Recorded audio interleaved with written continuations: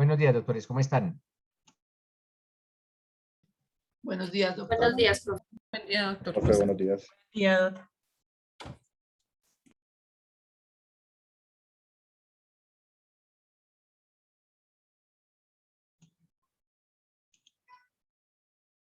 Bueno, inicialmente, hasta donde tengo entendido, mañana nos toca clase presencial. ¿Qué hacen ustedes? Sí, o sea, ¿y es obligatoria la asistencia o cómo es el asunto con esta presencialidad?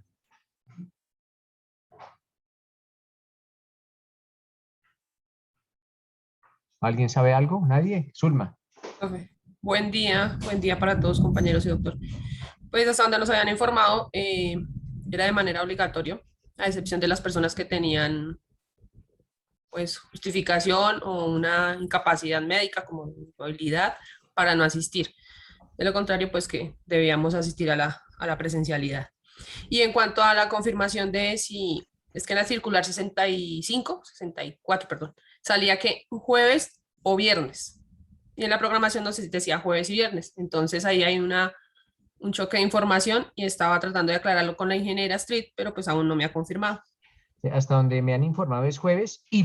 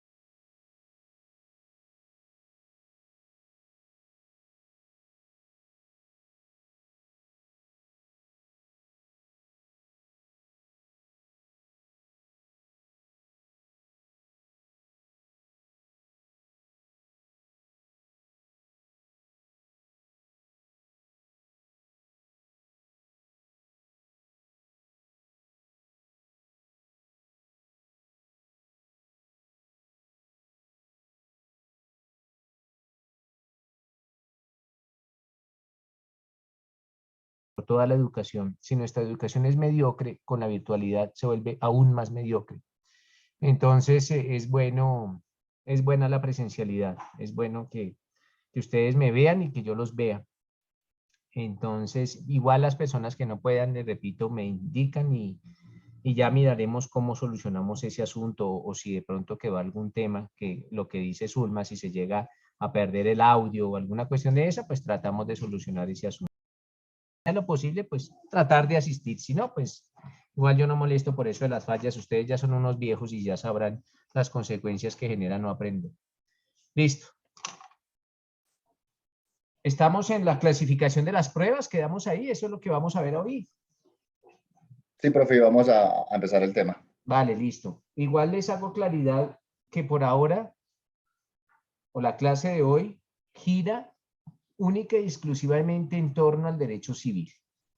No vamos a hablar de derecho penal porque la clasificación de las pruebas en algunos puntos es distinta entre el derecho penal y las demás ramas del derecho.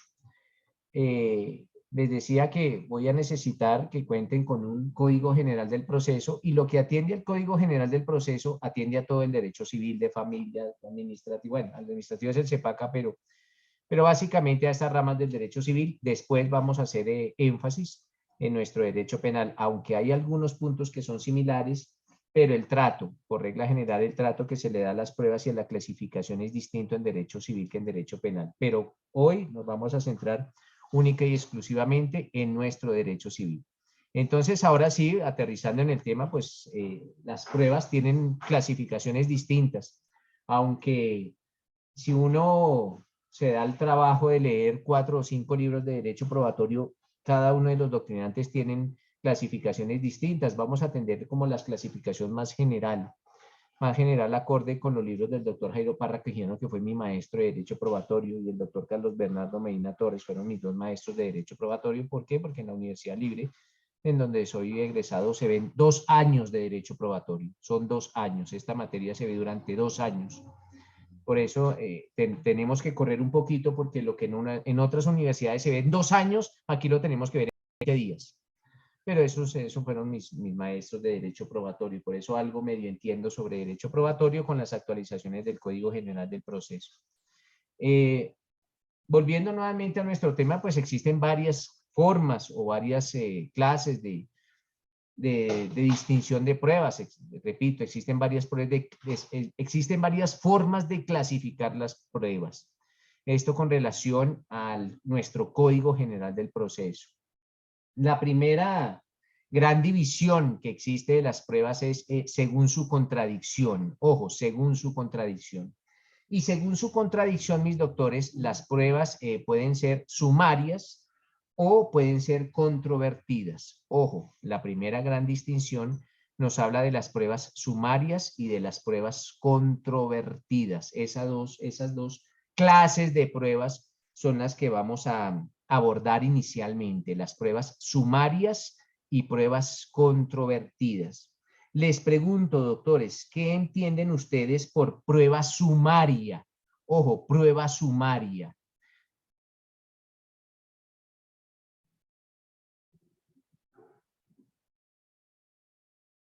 Y como nadie levanta la mano, pues entonces nótese que en algunos artículos de nuestro Código General del Proceso se habla de prueba sumaria. Alguien que por favor se remita al artículo 127, ojo, 127 del Código General del Proceso. 127. Espérenme un momento, por favor.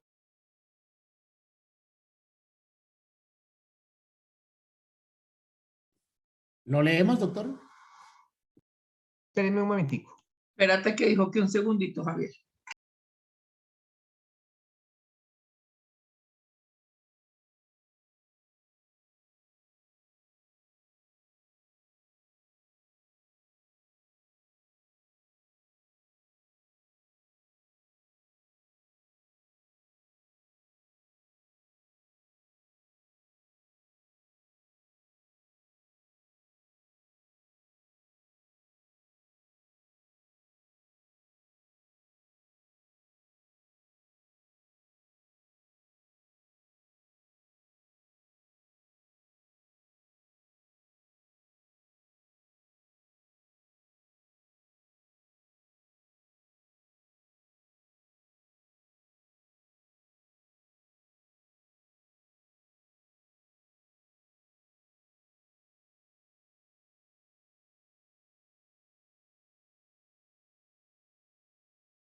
Entonces, ahora sí nos vamos a remitir a ese artículo 127 de nuestro Código General del Proceso. ¿Qué nos indica? Javier. ¿Lo leo, doctor? Sí, señor, 127, porque ahí hay términos de prueba sumaria. Disposiciones generales, artículo 127. Incidentes y otras cuestiones accesorias. Solo se tramitarán como incidente los asuntos que la ley expresamente señale. Los demás se resolverán de plano. Y si hubiere hecho que probara a la petición, se acompañará prueba, siquiera sumaria. Ahí, Javier, miren lo que dice. Se acompañará prueba, siquiera que sumaria. Prueba sumaria. Ese es el primer artículo que habla en el Código General del Proceso sobre prueba sumaria. Ya que lo tiene ahí a la mano, Javier, el artículo 188. Artículo 188. Testimonios sin citación de la contraparte. Los testimonios anticipados para fines judiciales o no judiciales podrán recibirse por una o ambas y se entenderán rendidos bajo la gravedad del juramento, circunstancia de la cual se dejará expresa constancia en el documento que contenga la declaración. Este documento en lo pertinente se sujetará a lo previsto en el artículo 221. Estos testimonios que comprenden los que estén destinados a servir como prueba sumaria. Hasta ahí. Miren judiciales. otra vez, vuelve y habla el Código General del Proceso sobre prueba sumaria. Artículo 376. 376 y 378. ¿Lo leo también o lo dejamos para otro compañero? Solo hasta donde habla de la prueba sumaria, solo hasta ahí. El 376. Sí. Artículo 376 dice, servidumbres.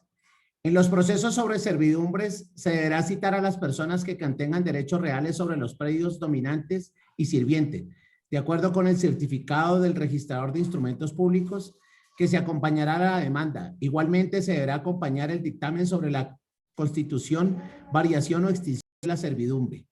No se podrán decretar la imposición, variación o extinción de una servidumbre sin haber practicado inspección judicial sobre los inmuebles, materia de la demanda, a fin de verificar los hechos que les sirven de fundamento. A las personas que se presenten a la diligencia de inspección y prueben siquiera sumariamente Hasta posesión ahí, hasta ahí. Entonces miren lo que están hablando, probar sumariamente. Cuando se habla de probar sumariamente, pues se está haciendo alusión a la prueba sumaria. Y por último, el 378. Entrega de la cosa por el tradente al adquiriente. El adquiriente de un bien cuya tradición se haya efectuado por inscripción del título en el registro podrá demandar a su tradente para que le haga la entrega material correspondiente. También podrá formular dicha demanda quien haya adquirido en la misma forma un derecho de usufructo, uso o habitación, y el comprador en el caso del inciso primero del artículo 922 del Código de Comercio. A la demanda se acompañará copia de la escritura pública registrada que conste la respectiva obligación con carácter de exigible. Y si en ella apareciere haberse cumplido, el demandante deberá afirmar bajo juramento que se considerará prestado por la presentación de la demanda que no se ha efectuado. Vencido el término de traslado, si el demandado no se opone ni propone excepciones, dictará sentencia que ordene la entrega, la cual se cumplirá con arreglo a los artículos 308 a 310. Al practicarse la entrega no podrá privarse de la tenencia al arrendatario que pruebe siquiera sumariamente. Hasta ahí. Entonces, nótese, doctores, que aquí ya tenemos varios artículos, básicamente 4 artículos que nos hablan sobre prueba sumaria o de probar sumariamente. Y eso atiende a esa primera clasificación que se tiene de las pruebas, de la prueba según su contradicción, de la prueba sumaria y de la prueba controvertida. Ahora sí, vayamos y establezcamos en qué consiste la prueba sumaria. Básicamente, mis doctores, una prueba sumaria es la que no ha sido controvertida. Falta la contradicción de esa prueba. Eso es una prueba sumaria. En eso consiste una prueba sumaria. La prueba que no ha sido controvertida. Falta esa contradicción. Todavía no se ha ejercido el derecho de contradicción sobre esa prueba. Una prueba sobre la cual no se ha ejercido aún el derecho de contradicción. Está ahí la prueba, pero todavía la contraparte, no ha tenido la oportunidad de contradecir esa prueba. ¿Por qué? Porque no se ha surtido todavía la etapa procesal correspondiente para controvertir las pruebas. En eso consiste probar sumariamente o una prueba sumaria. No se ha dicho todavía la prueba. No se ha refutado la prueba. Entonces, mis doctores, prueba sumaria, aquella que no ha sido controvertida. A diferencia, pues, de la existe la prueba controvertida. Y como definición de la prueba controvertida, pues, aquella que ya ha sido sujeta al derecho de contradicción. Puede pasar, mis doctores, puede pasar que la contraparte no ejerza ninguna contradicción con relación a la prueba, pero ya surtió la etapa procesal. Miren, yo a ustedes, el proceso les puede poner a ustedes de presente una prueba para que indiquen lo que a bien tengan con relación a esa prueba. Ustedes pueden o contradecir la prueba o guardar silencio. Pero el hecho de que guarden silencio no quiere decir que todavía se trate de una prueba sumaria. No, simplemente ya pasó el término para controvertir la prueba y la contraparte no dijo nada al respecto. Pero ya se surtió la etapa de la contradicción. En la mayoría de ocasiones, todas las pruebas sumarias llegan a ser controvertidas. Claro que sí. ¿Por qué? Porque ya se surte la etapa procesal en la cual la contraparte tiene ese derecho, puede ejercer ese derecho a controvertir las pruebas. Entonces, al inicio, mis doctores, todas las pruebas son sumarias, pero en la medida en que se va adelantando el proceso, la prueba se puede controvertir, pero inicialmente la prueba es sumaria, después muta o se transforma en una prueba controvertida. ¿Cuándo? Cuando la contraparte contra la quien se aduce esa prueba tiene la oportunidad de contradecirla. ¿Preguntas al respecto sobre prueba controvertida y prueba sumaria? ¿Alguna? Profe, Listo. ¿podría dar ejemplos? Mira, cuando tú inicias Por un favor, proceso gracias. ejecutivo, y adjuntas a la demanda ejecutiva un título valor, cuando adjuntas ese título valor a la demanda, ¿esa prueba es sumaria o es controvertida? ¿Qué opinarías? Digo que es sumaria, ¿no? Claro que es sumaria, ¿por qué? Claudia, porque todavía la contraparte, tu contraparte ha tenido la oportunidad de contradecir ese título valor. Una vez se corra traslado de la demanda, a la contraparte, pues esa contraparte ya va a tener la oportunidad de contradecir la prueba y Profe, le esa prueba escucho sumaria cortado. se va a convertir en una prueba ya controvertida. ¿Listo, Claudia? Perfecto, muchas gracias. Vale, perfecto. ¿Alguna otra inquietud? Listo. Entonces, mis doctores, esto atiende a la primera gran clasificación de la prueba. Según su contradicción, las pruebas se clasifican en pruebas sumarias y pruebas controvertidas. Ahora bien, existe una segunda gran clasificación, que es según su función. Ojo, según su función. Entonces, doctores, según su función, las pruebas se clasifican en pruebas formales y pruebas sustanciales. Ojo, pruebas formales y pruebas sustanciales. En mi época, a las pruebas sustanciales se les denominaban pruebas ab substantiam actus, sino que estas expresiones en latín han ido decayendo, ya no se utilizan con la misma frecuencia que se utilizaban anteriormente, pero las sustanciales se consideraban pruebas ad substantiam actus. Entonces, según su función, tenemos estas dos clases de pruebas, las pruebas formales y las pruebas sustanciales. Cuando se habla de pruebas formales, pues estamos hablando de aquella prueba que cumple con una función procesal. Cumple con una función procesal.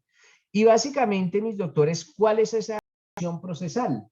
Pues la función de una prueba es demostrarle o llevar a que el juez se convenza de unos hechos que desconoce. Para eso se necesitan las pruebas. para demostrarle al juez unos hechos que el juez lógicamente desconoce, para demostrarle al juez esos hechos. Esas pruebas que cumplen con esa función de demostrarle o de llevar al juez a ese convencimiento de esos hechos que desconoce, se conocen como las pruebas formales. Vemos también que existen otra clase de pruebas que son las sustanciales, o les repito, también se denominan pruebas ab substantiam actus.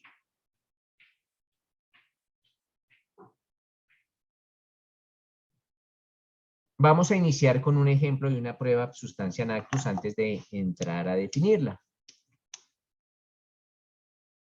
Si ustedes necesitan probar al interior de eso que su cliente es propietario de un bien inmueble, ¿qué elemento de prueba arrimarían? Entonces, repito, si ustedes necesitan probar al interior de un proceso que su cliente es propietario, no tenedor ni poseedor, sino propietario de un bien inmueble, ¿qué medio de prueba utilizarían para arrimarlo al proceso? ¿Qué nos dicen? Un certificado de libertad y tradición. Espérenme un momento. Siléncienme inicialmente. Solo la persona que tiene el uso de la palabra, pues aquí veo que María Alexandra tiene el prendido. Ahora sí, Nata, por favor. El certificado de tradición y libertad. Entonces, acorde con lo que nos dice Nata, el medio de prueba idóneo para probar la propiedad de un bien inmueble, tal y como lo dice Nata, es el certificado de tradición y libertad expedido por la Oficina de Instrumentos Públicos. Entonces, doctores, una vez hemos realizado ese ejemplo, decimos que ese certificado de tradición y libertad es un ejemplo de una prueba sustancial. Y como definición de la prueba sustancial, podemos decir que es aquella que además de cumplir con la función de las pruebas formales, o sea, es una prueba que es formal, claro que sí, pero es un requisito de existencia y validez para probar determinados actos. Se necesita de esa prueba y no de otra para probar determinados actos de derecho material. Es una prueba formal, pero es una prueba formal específica que se necesita para probar la existencia y validez de determinados actos de derecho material. Ricardo, ¿alguna acotación? Ricardo Duarte. No, era para participar, Vale, pero listo, ya. Ricardo, perfecto. Listo. Entonces, mis doctores, necesitan ustedes probar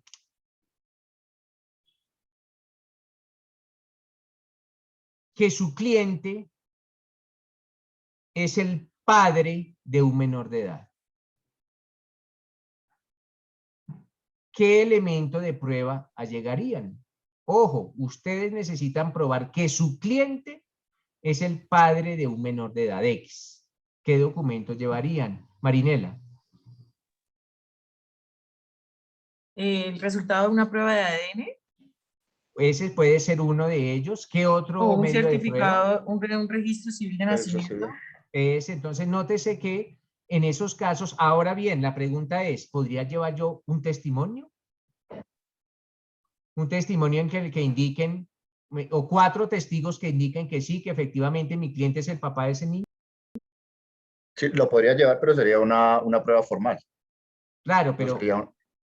nótese que yo les decía ayer o antier, si no estoy mal, que el principio de libertad probatoria no es tan absoluto. En algunas ocasiones sí se necesita probar de una determinada forma. Lo mismo pasaría con el con lo de la propiedad. Yo podría llevar al proceso 3 testigos que indican que mi cliente es el dueño, el propietario de esa casa. Entonces uno pensaría, pues en la aplicación del principio de libertad probatoria sí, pero esa prueba no la va a tener en cuenta el juez. No la va a tener en cuenta el juez porque en determinados asuntos se necesita es probar de determinada forma. La ley me exige probar de determinada forma y con un específico elemento de prueba. Otro ejemplo, si necesito probar que una persona, si necesito probar la individualización o la identificación de una persona, podré llevar a un testigo. Por ejemplo, aquí yo veo a John León Aguirre. ¿Será que llevo a algún testigo que dice que esa persona es John León Aguirre y con ese testimonio ya queda establecido fehacientemente que esa persona que tenemos frente a nosotros es John León Aguirre, o necesitaremos de una prueba específica? ¿Qué nos dice Nata? Pues, profe, yo creo que ahí lo más importante es que es de su cédula. ¿Y si no tiene cédula? ¿No lo puedo identificar? No, pues de alguna manera uno va a la registraduría y saca un duplicado de la cédula. Claro, pero es que en el juicio yo no lo puedo decir, hágame un favor, vaya o al fiscal que necesita identificar. ¿En el juicio?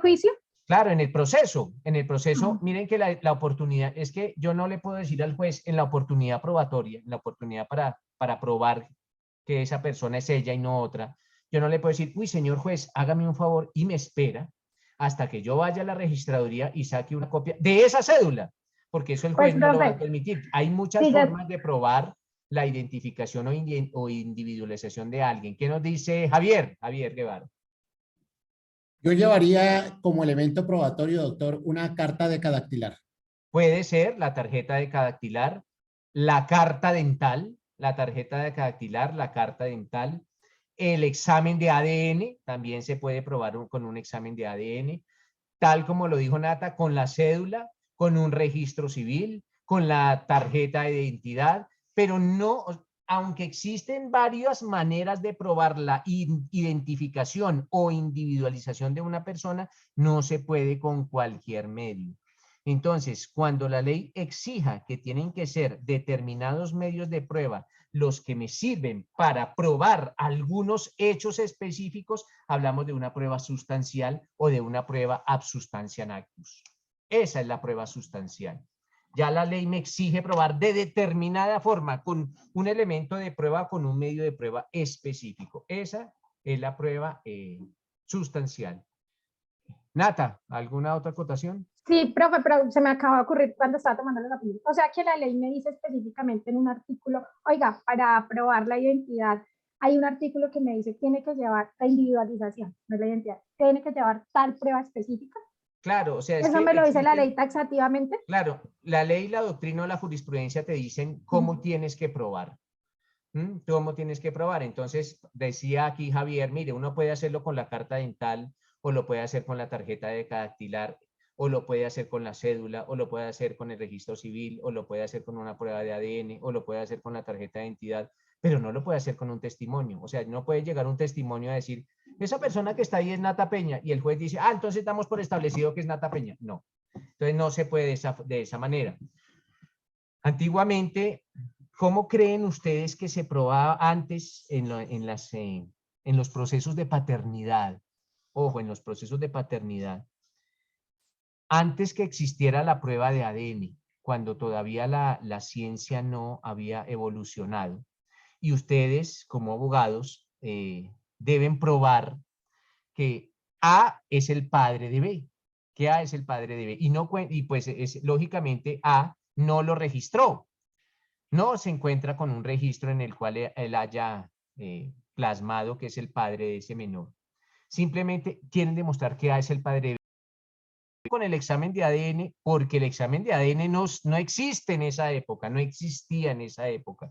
No había ese adelanto científico. ¿Cómo creen que se probaba? ¿Qué debían determinar primero, inicialmente?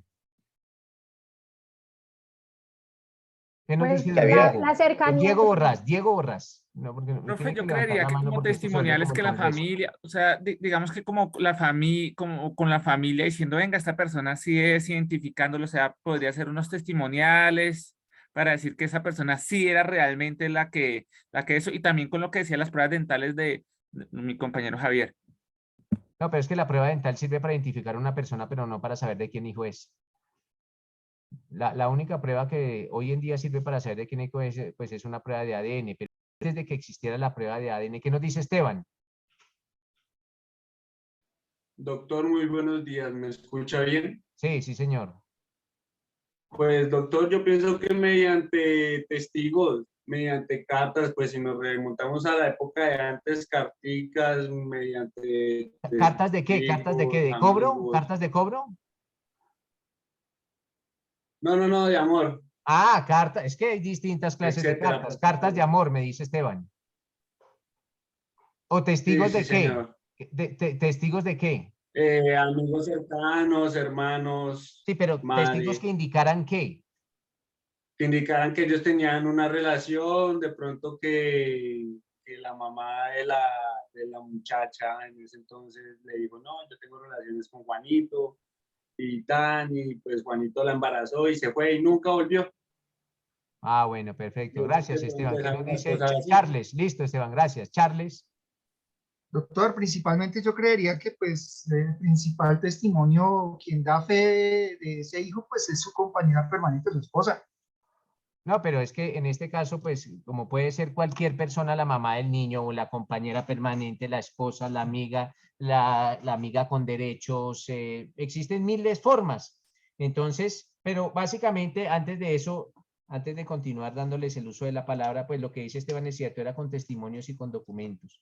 Era más difícil, claro que era más difícil, era muchísimo más difícil, porque en ocasiones eran relaciones secretas o eran relaciones furtivas en las cuales no habían ni testigos ni habían cartas, como lo dice Esteban, no habían cartas de amor porque las cartas, la persona no iba a ser como tan ingenua de plasmar cartas porque eso sería preconstituir pruebas.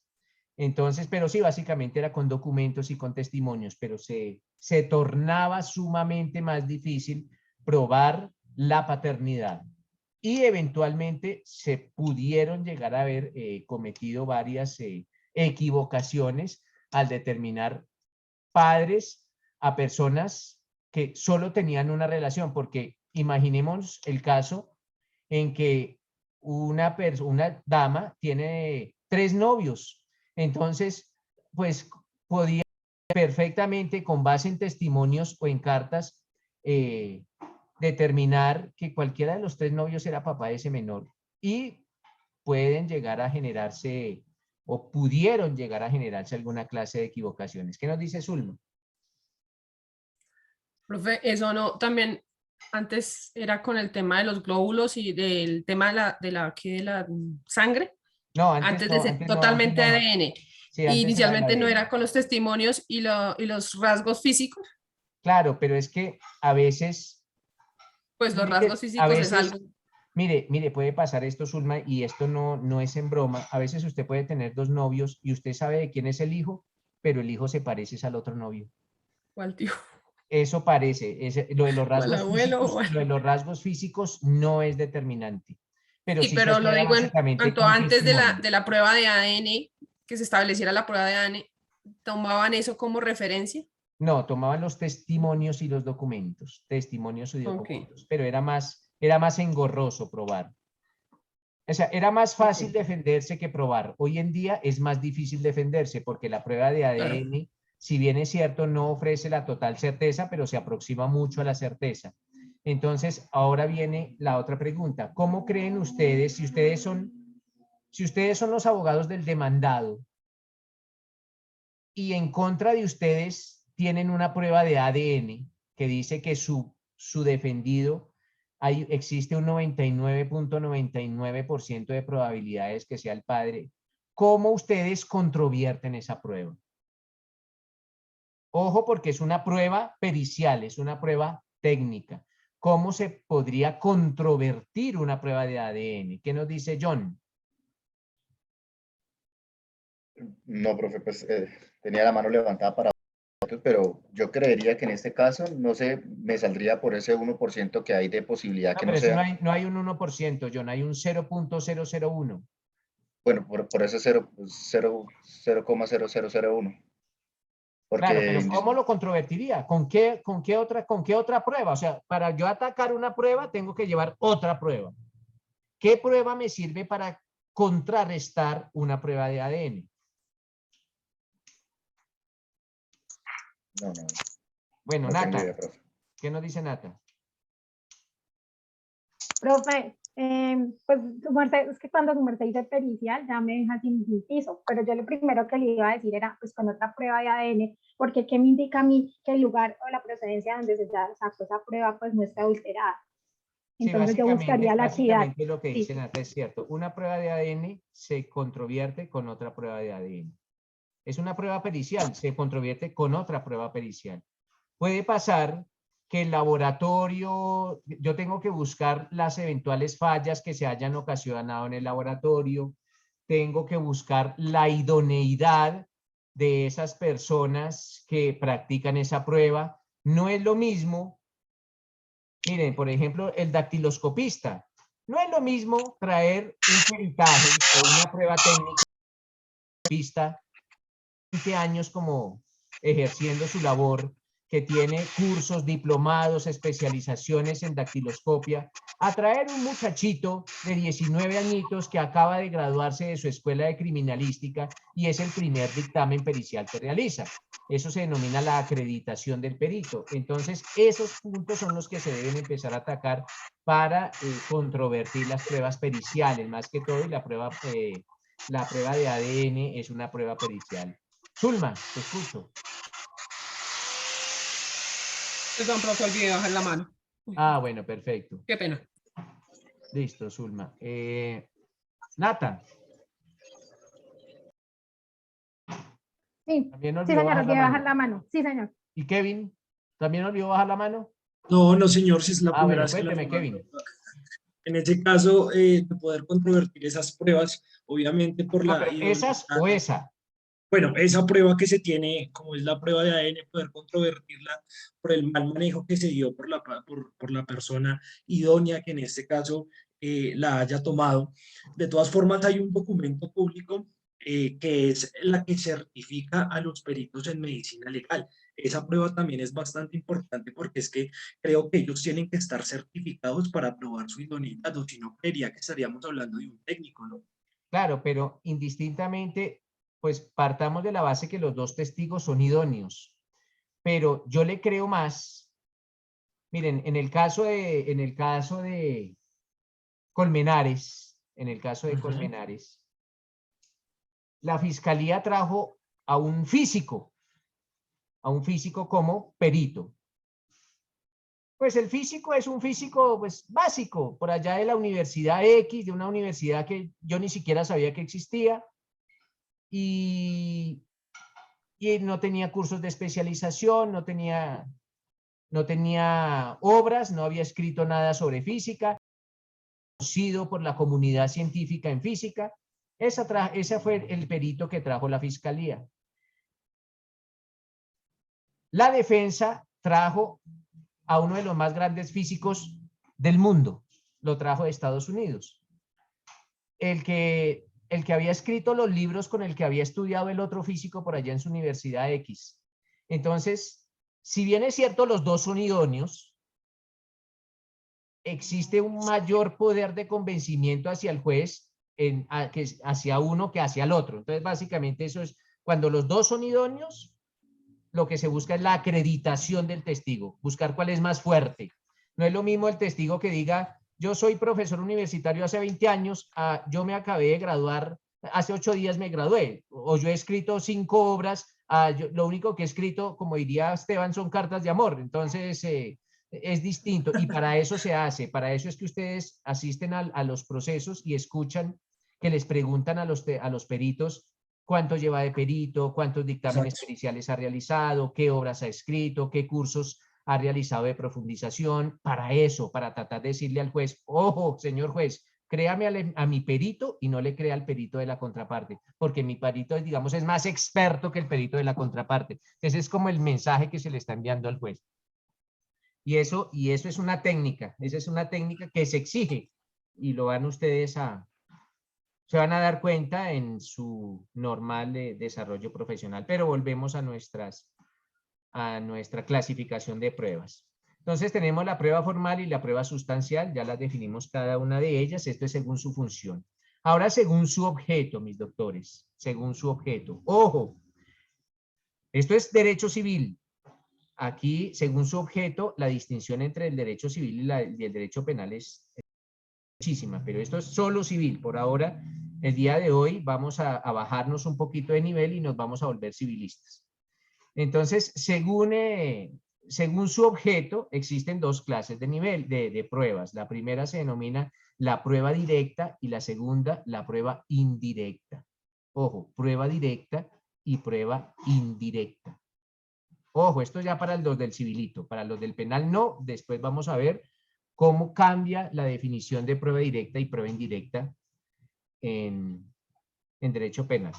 Pero en derecho civil, la prueba directa es aquella que obtiene el juez mediante sus propios sentidos. Ojo, prueba directa es aquella que obtiene el juez mediante sus propios sentidos. Como ejemplo de una prueba directa, podemos tener una inspección judicial. Nótese, mis doctores, que el juez va allá al lugar o a la escena de los hechos y palpa por sus propios sentidos ese lugar. Está allá. Esa sería la prueba directa. Y a contrario sensu, la prueba indirecta es aquella que el juez no lo percibe, sino lo deduce con base en un informe, en un documento o en una declaración.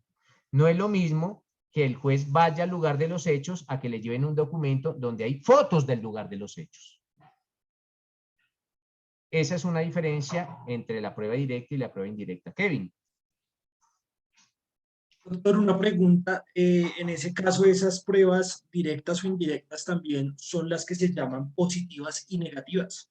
Sí, también pueden ser. Algunos doctrinantes las podrán determinar de esa forma. Les repito que con el derecho probatorio no hay como una unidad de criterio por parte de la doctrina. Cada doctrinante le tiene. Estas como las que yo le digo es como las que más se utilizan, pero existirán otros doctrinantes que les podrán, digamos, bautizar de otra forma. Lo importante, indistintamente del nombre, Kevin y todos, es como tener en claro el concepto. El concepto de cuál es la que, cuando el juez en materia civil percibe por sus propios sentidos, como en la inspección judicial, hablaremos de una clase de prueba que positiva o directa, y en otro caso, pues la indirecta, que ya el juez recibe un documento y lo deduce con base en el análisis de ese documento. Existe otra clase de prueba, mis doctores, que se denomina la prueba trasladada. Ojo, prueba trasladada. Y esa prueba trasladada se consagra en el artículo 174 del Código General del Proceso. Alguien, por favor, que le dé lectura al artículo 174 del Código General del Proceso. Prueba trasladada y prueba extraprocesal. Entonces, antes de eso, Javier, nótese que para nuestro Código General del Proceso, la prueba trasladada es similar a la prueba extraprocesal. Entonces, cuando hablemos de prueba extraprocesal y de prueba trasladada, estamos haciendo alusión a sinónimos. ¿Qué dice ahora sí, Javier? Las pruebas practicadas válidamente en un proceso podrán trasladarse a otro en copia y serán apreciadas sin más formalidades siempre que el proceso de origen se hubieran practicado a petición de la parte contra quien se aducen o con audiencia de ella. En caso contrario, deberá surgir contradicción en el proceso al que están destinadas. La misma regla se aplicará a las pruebas extraprocesales. La valoración de las pruebas trasladadas o extraprocesales y la definición de sus consecuencias jurídicas corresponderán al juez ante quien se aduzca. Gracias. John, ¿alguna pregunta? Veo que tiene la mano levantada. Profe, sí, una inquietud. Digamos que por más que si yo desacredito esa prueba, Espere, ¿estamos retrotrayéndonos a lo de los peritos? es que la tenía, sí la tenía de ahorita. Cuando pero no sé estábamos si- hablando de la acreditación de los peritos. Sí, sí, señor. Ah, bueno, sí, cuéntenme. Si yo desacredito esa prueba, bueno, en el El perito, ejemplo que su merced nos- usted desacredita es el perito. listo, al perito, de una vez esa prueba se desestima. No, O sea, es decir, el si yo juez soy tiene de... que decir que le cree más a un perito que al otro. El juez la tendrá que valorar, claro, pero tendrá que decir que si bien es cierto existen dos dictámenes periciales que buscan demostrar lo mismo, ¿por qué le cree el juez más a un dictamen pericial que al otro? Y tendrá que pues exponer los motivos por los cuales le Profe, da más poder. a donde yo voy es, a otro.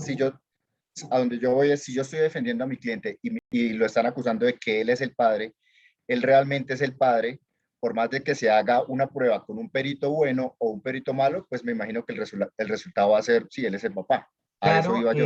John, pero usted como abogado determinará en cada caso concreto si es factible llevar otra prueba pericial o no. Porque si la prueba pericial usted ve que es muy fuerte, que es de un laboratorio muy... ¿Para qué se va a poner a hacerle gastar a plata a su cliente para llevar otro dictamen pericial que eventualmente podrá decir lo mismo y se gastaron 10 o 20 o 30 millones de pesos? Cada caso le indicará a usted hasta dónde puedo llegar a atacar el dictamen pericial o no.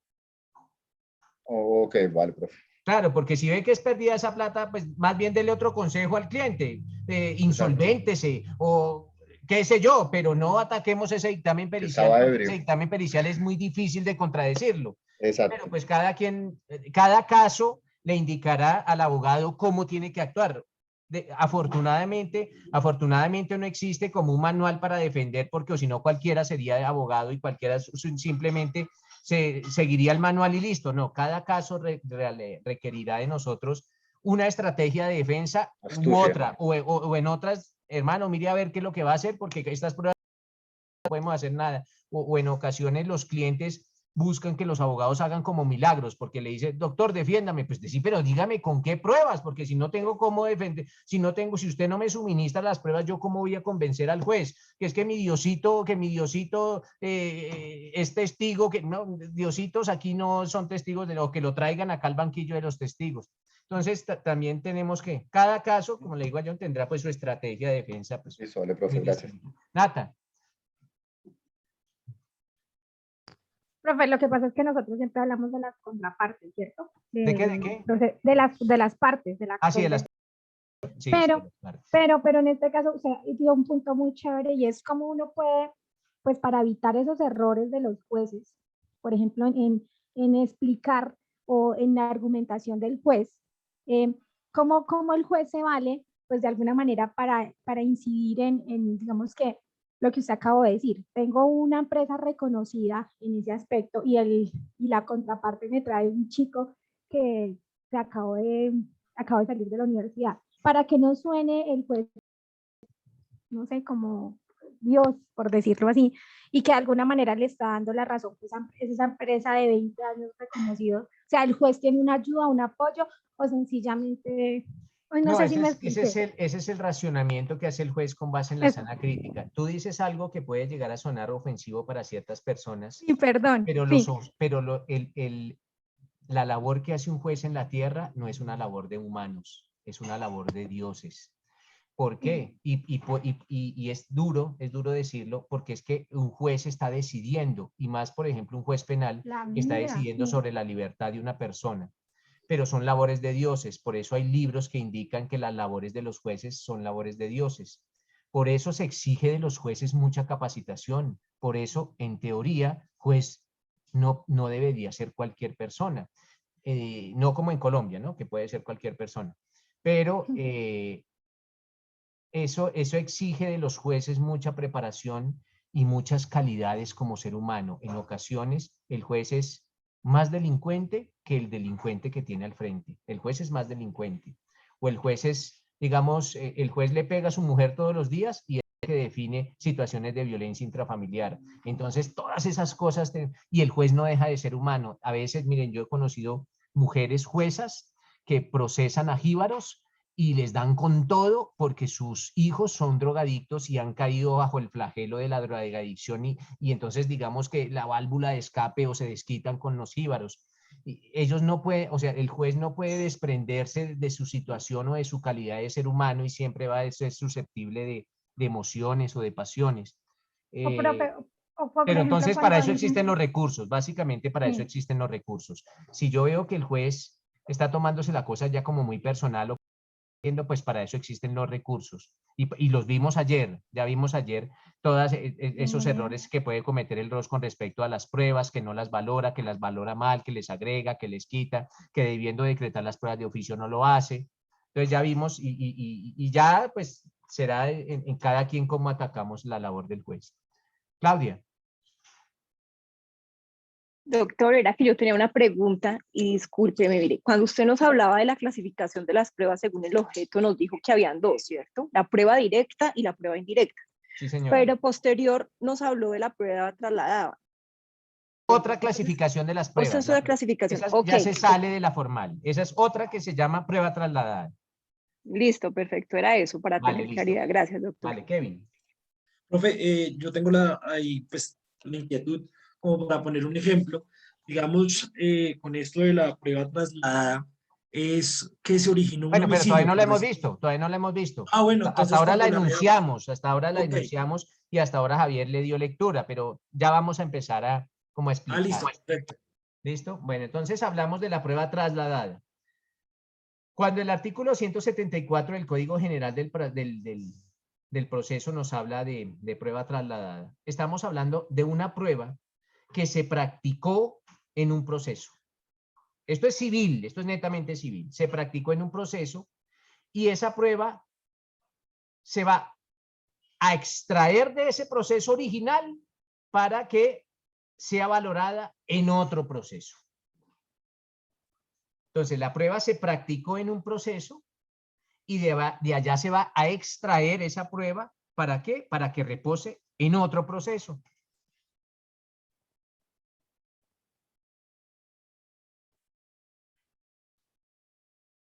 Entonces hablaremos de un proceso primario y de un proceso secundario. El proceso primario es donde reposa la prueba originalmente y ese proceso secundario es allá donde aterriza la prueba después de ser extraída del proceso primario. Daniel. Profe, sí me quedó el concepto claro, pero ¿será que lo podemos poner en un ejemplo? Claro que sí, ya ponemos un ejemplo.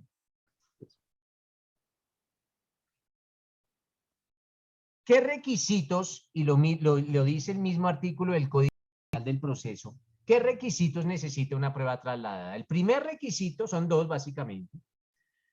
Que esa prueba trasladada debe de trasladarse en copia, no debe trasladarse en original porque el original debe reposar en el proceso original. Entonces, la prueba trasladada, o sea, se debe trasladar es en copia, no en original. La original reposará ya en el proceso primario. Será una copia la que se traslade al proceso secundario. Javier. ¿Esa copia debe ser auténtica? Claro que es auténtica porque es un documento público y todos los documentos públicos se presumen auténticos. No es, Javier, que es un proceso y todo lo que hay en un proceso es auténtico porque, miren... Pero no, esa parte está clara, doctor, pero debe llevar algún sello o algo. Porque no, porque es un proceso. ¿No es necesario? Es un proceso, digo, es un proceso. Todo lo que hay en un proceso es auténtico. Miren, lo vamos a ver y vamos a abrir esa puerta. Vamos a ver con posterioridad o de una vez cómo un documento privado se convierte en público. Pues un documento privado se puede convertir en público cuando se anexa un proceso. Cuando se anexa un proceso. Entonces ese documento que es privado por su naturaleza, porque fue emitido por personas privadas, se anexa a un proceso, ya hace parte de un proceso, ya se transforma en un documento público. Y al ser un documento público se presume auténtico.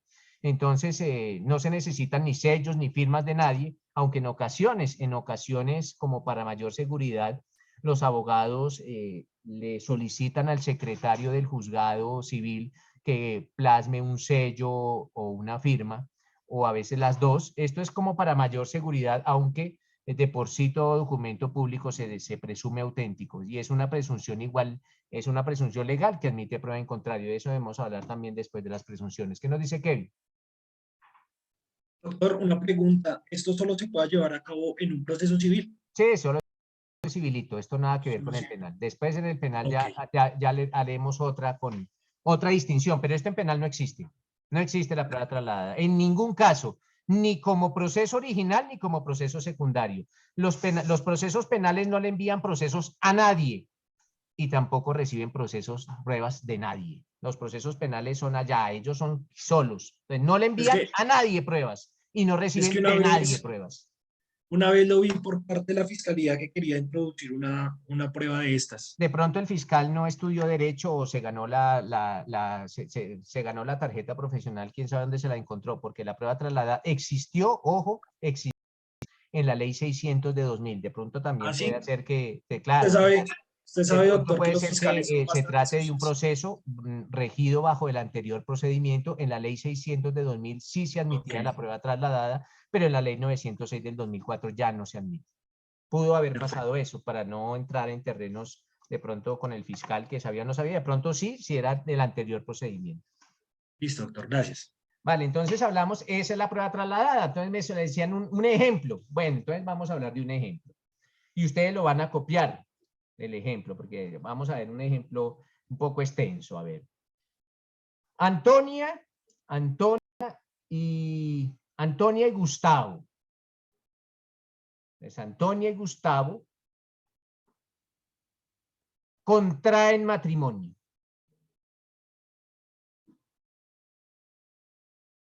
Antonia y Gustavo contraen matrimonio. Esto ocurrió en el año 2002.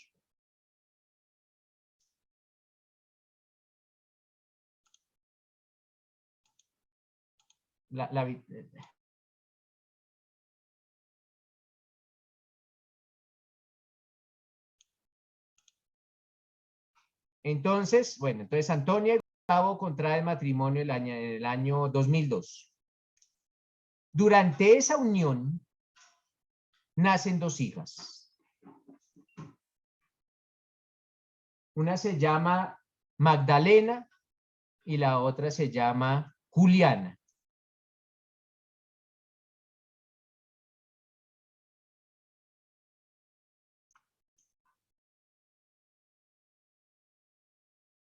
Cuando Magdalena tenía 4 años,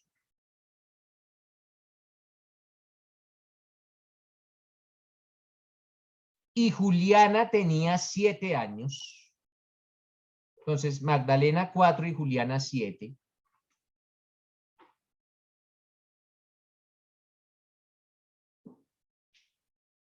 Gustavo se entera que su esposa le era infiel desde hacía más de 6 años.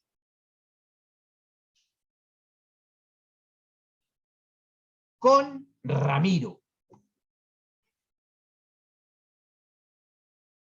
sea que Ramiro era el ayudante.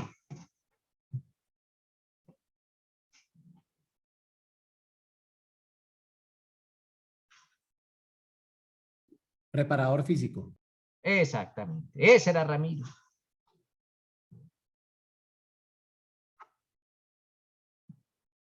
Ramiro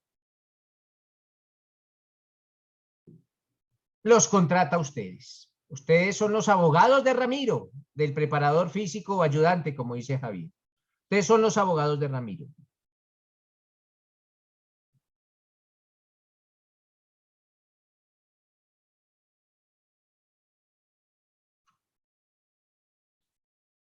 Ramiro quiere, ustedes cuando entrevistan a Ramiro, le dicen, bueno, ¿usted qué quiere? Y él dice, mire, yo quiero que se reconozca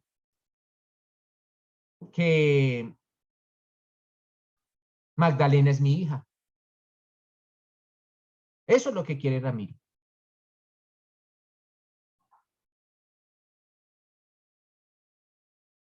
¿Qué hacen ustedes como abogados? Pues ustedes básicamente inician un proceso de familia que se denomina de investigación e impugnación de la paternidad. Ustedes inician ese proceso como abogados de Ramiro. ¿Y practican qué prueba? Pues la prueba con marcadores genéticos, la prueba de ADN. Y una vez han obtenido el resultado de la prueba de ADN, en esa prueba pericial se determina que existe un 99.99% de probabilidades que Ramiro efectivamente sea el padre de Magdalena.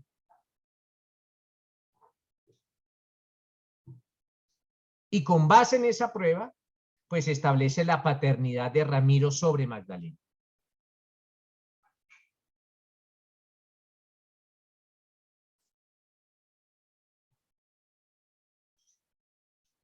Posteriormente, un año después, por ejemplo, su cliente, Ramiro, se da cuenta que Juliana se le parece mucho. Lo que hablaban aquí de los rasgos físicos. Juliana se parece mucho a Ramiro. Ya se decretó que Magdalena es hija de Ramiro, pero Ramiro también se da cuenta que Juliana se le parece mucho.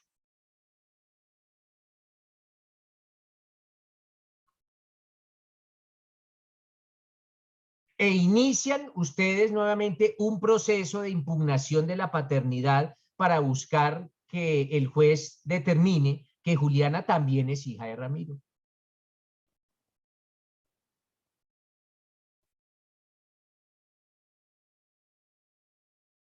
Sin embargo, para esa nueva fecha, Ramiro tiene una enfermedad.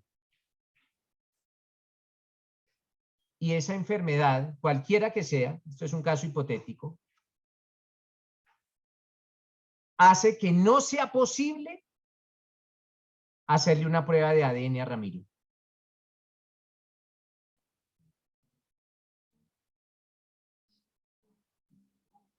No es posible hacerle una prueba a Ramiro con base en la enfermedad que padece.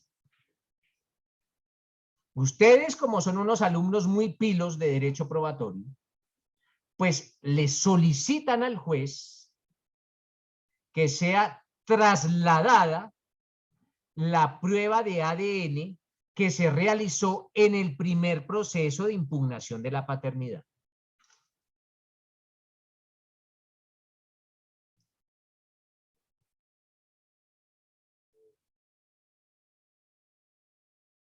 Ustedes van a solicitar esa prueba trasladada.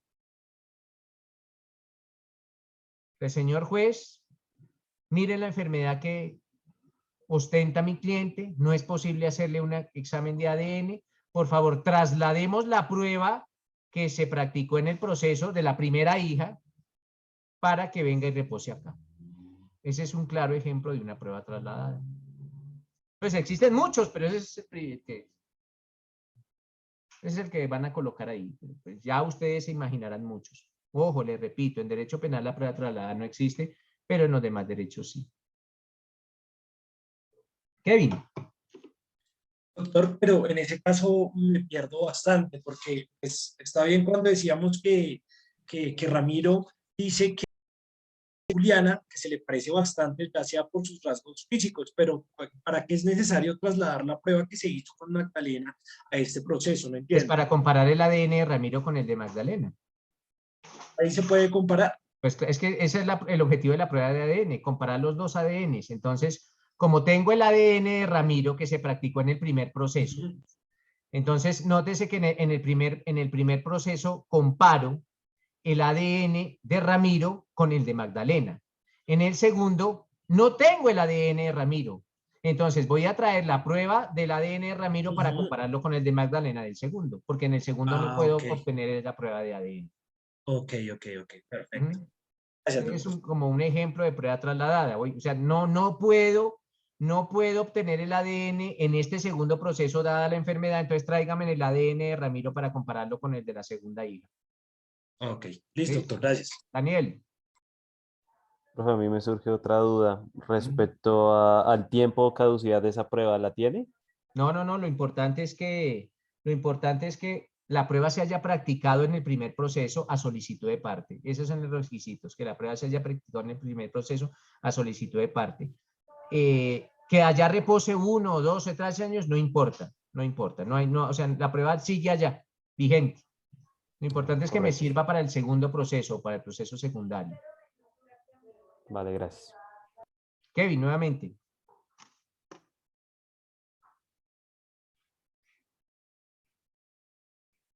Bueno, mejor la mano levantada. Listo, doctor. Démonos 5 minutos de receso y ya volvemos.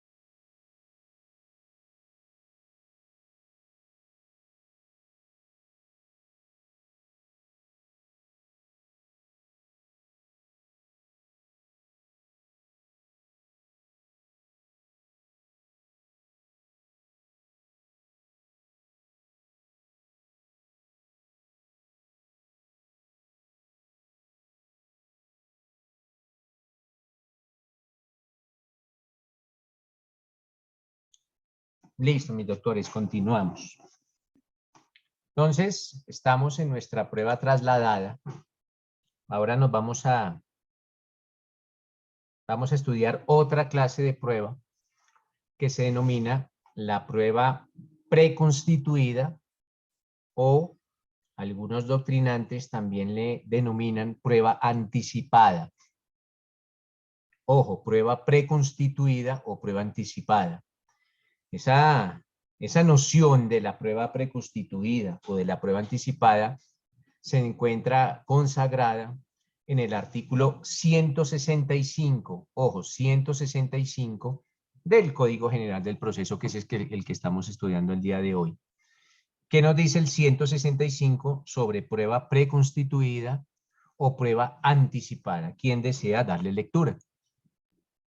Medios de prueba. Ujú. Son medios de prueba la declaración de parte, la confesión, el juramento, el testimonio de terceros, el dictamen pericial, la inspección judicial, los documentos, los indicios, los informes y cualquier otro medio que sean útiles para la formación del conocimiento del juez. El juez practicará las pruebas no previstas en este código de acuerdo con las disposiciones que regulen medios semejantes o según su prudente juicio, preservando los principios y garantías constitucionales. Listo. Entonces, miren, ese artículo 165 que nos acaba de leer Javier es la consagración del principio de la libertad probatoria, que decimos y ya sabemos que no es tan absoluto. Y allá en ese artículo 165, pues básicamente se está indicando que cualquier medio de prueba sirve, siempre y cuando sea útil para que el juez se convenza de algunos hechos. Pero esas pruebas se pueden practicar en el curso de un proceso, al interior de un proceso, o se pueden practicar por fuera del proceso. Cuando las pruebas se practiquen por fuera del proceso, estamos frente a una prueba anticipada o una prueba preconstituida. O sea, es esa prueba que ustedes practican antes del proceso, con fines judiciales, lógicamente. Puede pasar que ustedes, antes de iniciar un proceso, le indiquen a alguno de los futuros testigos que acudan a una notaría para practicar una declaración extrajuicio. Por eso se denomina declaración extrajuicio. Por eso esas declaraciones que rinden las personas en las notarías se llaman extrajuicio, porque no pertenecen a ningún proceso. Posiblemente, con posterioridad, van a ingresar a algún proceso, pero por ahora no. Se practican antes del proceso. ¿Qué nos dice Valentín? Doctor, qué pena, una pregunta. Lo que pasa es que en la anterior, en la prueba trasladada, su merced dijo que eran 2 requisitos y solo tengo uno. Básicamente, el primer requisito, Valentino, es que la prueba se traslade en copia, tal como lo dice el Código General de Proceso, y el segundo es que esa prueba se haya practicado a solicitud de la parte que solicita el traslado. Ok, doctor, gracias. Vale, esos son los 2 requisitos. Primero, que Pero entonces ahí me surge una pregunta. trasladada en copia, y segundo, que la solicitud la haga la prueba que haya sido solicitada en el primer proceso por la parte que solicita el traslado. ¿Quién va a hacer alguna pregunta? Doctor, yo qué pena que así, pero es que no quería era que se me fuera Diana López de habla. Cuando usted habla de que tiene que ser solicitada por la persona que la había hecho, me imagino que en el proceso primario. O sea, que la hizo no, sino que la solicitó allá. Que la solicitó en el proceso primario, sí, señor. Quiere decir que, digamos que en el caso que yo no la haya hecho, es realmente innegociable que yo la pueda pedir. Por ejemplo, si yo sé que en ese primer proceso hay una que es útil para mí, así yo no haya solicitado en esa primera vez, no me sirve, me tocaría volver a practicar. Excepcionalmente, la contraparte podrá solicitar la prueba trasladada, pero tendrá que demostrar la imposibilidad de practicar esa prueba en el segundo proceso, en el proceso secundario, pero es excepcional. Ok, doctor, gracias. Vale. Entonces, doctores, les decía que con relación a la prueba preconstituida son aquellas que se practican antes del proceso. Antes del proceso. Así se denominan, preconstituidas o anticipadas. ¿Por qué? Porque aún el proceso no ha iniciado y ya se están practicando las pruebas. ¿Por qué? Porque, miren, por ejemplo, ustedes necesitan la declaración de alguien que tiene una enfermedad terminal. Pues entonces, reciban en la declaración con uno de estos interrogatorios extraprocesales o extrajuicio, declaraciones extrajuicio, y posteriormente la arriman al proceso. O necesitan, saben que existe una deuda de dinero, no tienen ningún soporte que acredite esa deuda, pues preconstituyen las pruebas con declaraciones o con pagos de intereses. Pero nótese que estas deudas, estas pruebas se están naciendo a la realidad antes de que se inicie el proceso. Entonces, en ese caso, estamos hablando de una prueba anticipada o una prueba preconstituida. En derecho civil, ojo, en derecho civil existen las pruebas de oficio. Y esas pruebas de oficio están consagradas en el artículo 169 del Código General del Proceso. El artículo 169 del Código General del Proceso faculta al juez civil para practicar pruebas de oficio. ¿Qué nos dice el 169? ¿Lo leo o que lo lea otra persona, doctor? No, Javier, usted ya se tomó la vocería, pero hagámosle, porque ya no hay más que se ofrezcan, pero hágale, Javier, por favor. Prueba de oficio y a petición de parte. Artículo 169. Las pruebas pueden ser decretadas a petición de parte o de oficio, cuando sean útiles para la verificación de los hechos relacionados con las alegaciones de las partes. Sin embargo, para decretar de oficio la declaración de testigos será necesario que estos aparezcan mencionados en otras pruebas o en cualquier acto procesal de las partes. Las providencias que decreten pruebas de oficio no admiten recurso. Los gastos que implique su práctica serán de cargo de las partes por igual, sin perjuicio de lo que resulte sobre costas. Gracias, Javier. Entonces, tenemos que ese artículo 169 consagra esa posibilidad del juez de decretar pruebas que lógicamente tienen que ser útiles. ¿Útiles para qué? Para aclarar esos hechos que están siendo ventilados en el proceso. Y ese mismo artículo 169 consagra unas características de la prueba de oficio. La primera indica que si se trata de una declaración de un testigo, ese testigo tiene que aparecer mencionado en el proceso.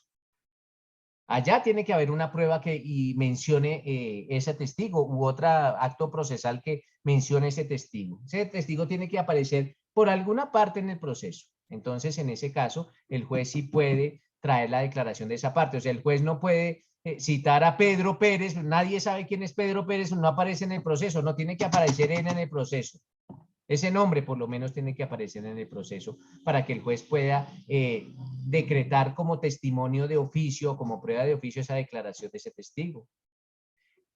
Cuando un juez practica pruebas de oficio, lo hace mediante una orden. Y las órdenes de los jueces, contra las órdenes de los jueces no procede ningún recurso, ninguno.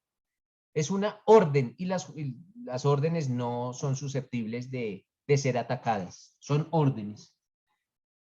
Esa es la otra característica de la prueba de oficio. Y los gastos, por último, los gastos que implique pues, la práctica de esa prueba de oficio correrán a cargo de las partes. Al final, pues ya cuando se condenen costas, pues se indicará cuál al final tendrá que pagar esa prueba de oficio, pero inicialmente, como todavía no se sabe quién va a salir vencedor con la prueba de oficio, pues las dos partes corren con el costo o con el valor que se genere para la práctica de esa prueba de oficio. Sobre las pruebas de oficio o sobre la facultad que tienen los jueces civiles de practicar pruebas de oficio, existen voces en favor y en contra. Ustedes de pronto, ¿o qué piensan si yo les indico que cuando un juez de la República tiene la facultad de decretar pruebas de oficio, eventualmente podrá inclinar la balanza de la justicia o perder su imparcialidad? Esto es, un juez podrá dejar de ser imparcial. La característica primordial de un juez es su imparcialidad, pero si el juez tiene la facultad de practicar pruebas de oficio, eventualmente podría perder su imparcialidad. ¿Qué opinan ustedes? John. Profe, pues yo creo que no necesariamente pierde su imparcialidad, pero sí se va a inclinar hacia un lado, pues dependiendo de lo que esa prueba arroje, ¿no? Pero no necesariamente pienso yo que pierda su imparcialidad, porque él se va, de una u otra manera, se va a inclinar a lo que la prueba le esté indicando. Claro, pero entonces, John, cuando el juez decreta una prueba de oficio, eventualmente esa prueba va a favorecer a una parte y a desfavorecer a la otra. Ajá, sí, señor, totalmente. ¿Será que ahí pierde la imparcialidad? Por eso decía yo, o sea, obviamente, digamos, obviamente no, claramente se va a inclinar hacia un lado, porque si él dice, bueno, usted es el juez, usted es el juez y usted lee el proceso y dice, voy a decretar esta prueba, pero usted ya sabe, los jueces ya saben eventualmente a quién va a desfavorecer la prueba o a quién va a favorecer. Ajá. Ahí usted no está perdiendo la imparcialidad. Yo creería que no, profe, porque, o sea, se está inclinando hacia un lado. Sí, Pues es que pero no inclinarse está hacia un perdiendo. lado antes de la sentencia es perder la imparcialidad. Lógica, y entiéndase que el juez tiene que practicar la prueba antes de la sentencia, porque si es después de la sentencia, ¿para qué diablos la practica? Pero es A antes lo de que la vos- sentencia. Sí, es verdad, profe. Pero, por ejemplo, con el ejemplo que su merced nos ponía de la firma, digamos que un juez decrete de oficio que se haga una prueba pericial. Ajá. Claro, él la decreta porque dice, pienso yo, ¿no? Cabe la posibilidad de que esta firma sea falsa, pero no necesariamente está siendo imparcial. Claro, pero mire que ahí está siendo imparcial porque está pensando como parte, no está pensando como juez. En teoría, los jueces tienen que estarse quietos a esperar a qué pruebas les llevan las partes.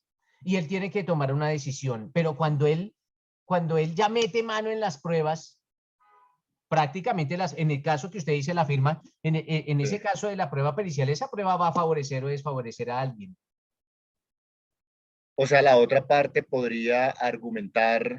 No, mire el que actuar. la ley lo permite, o sea, son críticas que se le pueden llegar a realizar a la facultad. Claro, la ley lo permite y la otra parte no puede decir nada, de hecho, porque es una orden, pero son críticas que se podrían llegar a realizar. Miren que a veces existen a veces hasta temas para desarrollarse. ¿Hasta dónde un juez pierde la imparcialidad con la facultad de decretar pruebas de oficio? Es una buena inquietud, ¿no? Profe, también podría llegarse ahí a pensar de que se está condicionando su buena fe, ¿no? Bueno, no, pero mire que la ley lo permite, o sea, ahora bien, las voces que se escuchan a favor de las pruebas de oficio indican que el juez, por encima de todo, tiene que buscar la verdad. Tiene que buscar la verdad. Entonces, esas son como, digamos, las voces a favor de las pruebas de oficio. Yo tengo que buscar la verdad. Gústele a quien le guste o perjudique a quien perjudique. Claro. Lo importante es buscar la verdad para hacer justicia. Entonces, en virtud del fin justicia, pues, bueno, esas son las voces a favor. Yo no estoy diciendo que tomen partido hacia uno o hacia otro, eso es de ustedes, eso ya hace parte de su libre albedrío. Simplemente les manifiesto que hay voces a favor y hay voces en contra. ¿Qué nos dice Kevin? No, pues como ya lo habían dicho, en este caso, pues siempre se va a venir beneficiando una de las partes, sino que ya es algo más subjetivo, porque digamos, por ejemplo, yo como juez, si estoy en un proceso y pues tengo que analizarlo, y no se me allegan las pruebas contundentes que me puedan dar a mí la veracidad de que fue así, pues yo voy a aportar una prueba para que en este caso me revele el proceso y lleguemos a una conclusión. Obviamente eso va a ser favorable para alguna de las partes y para otra no tanto. Claro que sí, Kevin, pero prácticamente lo que usted estaría haciendo como juez, y lo permite la ley, claro que sí, es haciéndole el trabajo a una de las partes. No sabemos a quién, sí, pero a alguna de las partes usted le está haciendo el trabajo, o al demandante o al demandado, pero les está haciendo el trabajo a ellos. Esas son las voces en contra de las pruebas de oficio, porque a razón de que uno le tiene que hacer el trabajo, o sea, la negligencia o la incapacidad del abogado del demandante o del demandado, y el juez termina como que supliendo eso, o partiendo de una mala fe, de pronto el juez ve que dice, mire, este proceso lo tenía ganado, pero con la prueba que yo decreté ahora lo perdió. Entonces, bueno, esas son las voces que precisamente critican esa facultad. Pero sí, Sí, lo que claro. dicen es cierto, que termina uno haciéndole el trabajo a los demás. Pero si uno le termina haciendo el trabajo a los demás, pues deberían pagarme los honorarios a mí, ¿no? No, pues para eso les pagan bien a los jueces. ¿Qué nos dice Sí, Daniel? sí, claro. Profe, es que yo voy tirado más al lado de Alejandro, ¿por qué? Es como una línea muy delgada, porque uno dice, listo, usted dice hacer el trabajo a los demás, pero es que también hay que tener en cuenta que hay casos que a pesar de que se presenten las pruebas de lado y lado, puede ocurrir que el juez tenga una duda sobre los hechos, porque las pruebas no son suficientes para llegar a una conclusión. Entonces ahí puede tomar la Claro, claro acción. que sí, Daniel, ese es lo que puede, el fin justicia, es el fin justicia, o sea, los jueces están para hacer justicia. Y si tienen que practicar pruebas de oficio, todo sea por la justicia. Esas son las voces en favor de las pruebas de oficio. Dicen todo sea por la justicia, ¿no? De hecho, en derecho penal las pruebas de oficio no están permitidas, pero en el Código Procesal pasado, en la Ley 600 del 2000 sí se permitían. Pero sí, esas son las voces a favor, Daniel, esas son las voces a favor. Yo le estoy diciendo que yo no tengo ningún partido, simplemente les expongo que existen voces a favor y voces en contra, ya ustedes entrarán a tomar partido por cualquiera de las dos posturas. Sí, y de pronto ya como para cerrarlo también desde el lado humano, pues también hay que ver que el juez es el que se la está jugando al tomar la decisión, así que tampoco, si Sí, encuentra aunque una a forma de veces no uno quedar mal, pensaría, el juez se la juega con lo que le dan. Si los otros le dan, pues ya el juez dirá, no, mire, es que el juez tomó esta decisión, pero eso le dieron, eso fueron los insumos que le dieron, pero en estos casos, miren, en estos casos los jueces tienen menos posibilidades de equivocarse en los casos civiles. ¿Por qué? Porque tenían la posibilidad de practicar pruebas y si no lo hacen, pues ya estaríamos ante uno de los errores o de los defectos fácticos que vimos anteriormente, pero tenían la posibilidad, entonces eso hace que se les cierre el campo de equivocación a un juez, porque el juez no puede decir, es que me equivoqué porque no me llegaron las pruebas, qué pena señor juez, pero usted tenía la posibilidad de practicar la prueba de oficio. Entonces se les cierra un campo y eso está bien, eso está también dentro de las voces a favor del decreto de pruebas de oficio. Nata.